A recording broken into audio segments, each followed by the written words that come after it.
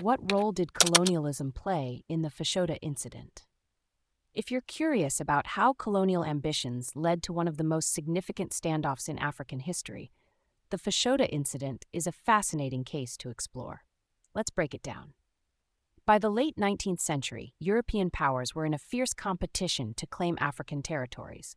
The British and French had grand visions for their empires. The British dreamed of a continuous territory from Cape Town in the south to Cairo in the north, while the French aimed for a trans-African empire from Dakar in the west to Djibouti in the east. These two dreams intersected in the Upper Nile Valley, making the region a hotbed of colonial rivalry. The Upper Nile Valley, particularly the area around Fashoda, was crucial. Fashoda, founded by the Egyptian army in 1855, was a strategic location where the Nile River was navigable, and it was densely populated by the Shilluk people. By the mid-1870s, it had become a bustling market and administrative town. In 1895, the French sent an expedition led by Jean-Baptiste Marchand to claim Fashoda and the Upper Nile Valley. This move was part of their broader strategy to challenge British control over Egypt, which had been occupied by the British since 1882.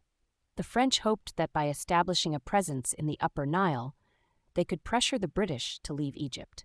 Meanwhile, the British were also making their move. Lord Kitchener, fresh from his victory over the Mahdist forces at Omdurman, led a force to Fashoda. When Kitchener arrived, he found Marchand and his French troops already there. However, the British had the upper hand due to their superior military strength and direct telegraph connection to London.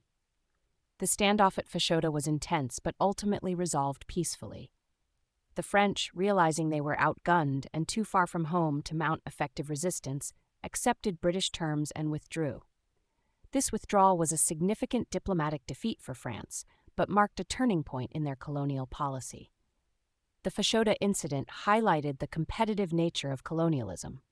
Both Britain and France were willing to go to great lengths to secure their imperial ambitions, even if it meant risking war. However, the incident also showed that these powers could avoid open conflict over African territories, at least for the time being. In the aftermath, the French decided to focus on their West African territories and sought to improve relations with Britain, leading to the Entente Cordiale in 1904. This agreement marked a shift in their colonial strategy, prioritizing cooperation over competition in certain regions. The Fashoda Incident was a clear example of how colonial rivalries drove European powers to stake their claims in Africa, often at the expense of local populations and their interests. It was a pivotal moment in the scramble for Africa, showcasing the complexities and tensions that arose from competing imperial ambitions.